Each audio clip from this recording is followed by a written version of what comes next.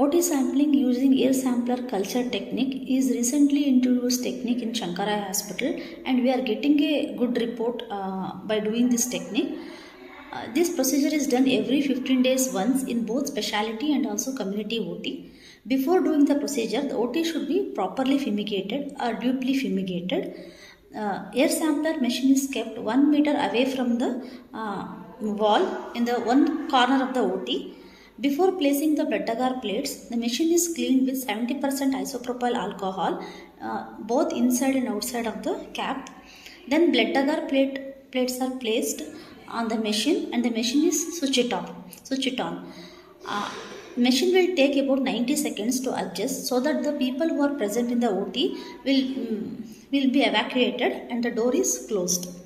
After 90 seconds, the machine will be automatically switched on, and it will take about 10 minutes for each plate, so that a fixed amount or volume of the air will be sucked in by vacuum pump, and same amount of the air is exposed onto the plate. After 10 minutes is completed, the machine is switched off, and the blood agar plate is taken out. It is labeled, packed, and sent to the microbiology lab for further processing.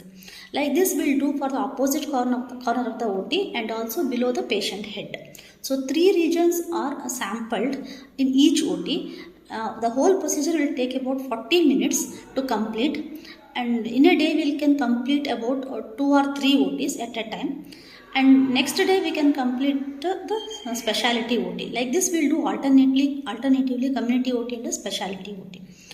So at the end of the procedure, the plates are taken out, and it will be sent to the microbiology department, where we'll incubate it for about 24 to 48 hours.